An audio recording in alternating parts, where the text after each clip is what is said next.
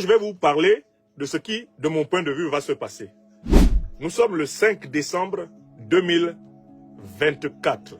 Et j'aimerais que vous vous souveniez, quand plus tard on se retrouvera ici pour faire une émission, et que vous vous souveniez de mes prévisions. Premièrement, ce soir-là, le président Emmanuel Macron va annoncer la nomination d'un nouveau Premier ministre. Ce sera soit M. Sébastien Lecornu, soit M. Bayrou, soit le pseudo-socialiste Bernard Cazeneuve. Ce sont les trois noms qui reviennent. Mais quel que soit le Premier ministre que le président Macron va choisir ce soir et le gouvernement qui va en sortir, je vous informe que ce Premier ministre et ce gouvernement seront censurés et ils vont tomber. Je recommence. Premier élément. Le gouvernement qui sera issu de la décision du président Emmanuel Macron aujourd'hui, ce gouvernement va tomber comme celui de Barnier. Ça, c'est le premier point. Il va tomber, pourquoi? Parce que le gouvernement qui arrive sera plus fragile encore que celui de Barnier. Je vais vous dire pourquoi il sera plus fragile.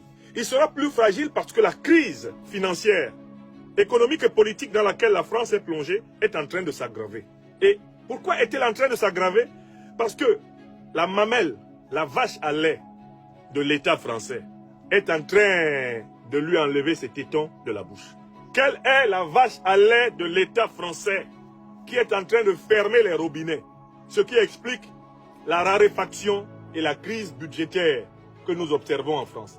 Cette phase de convulsion va s'aggraver parce que la vache à lait de l'État français va encore serrer davantage les robinets.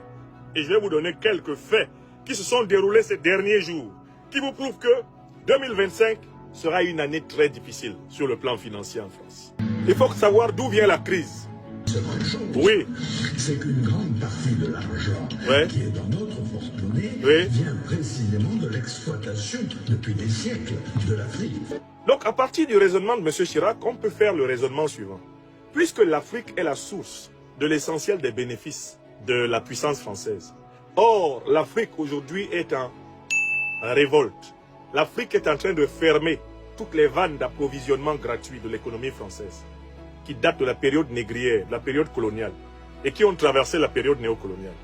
Il s'ensuit que la crise économique et financière française va s'aggraver.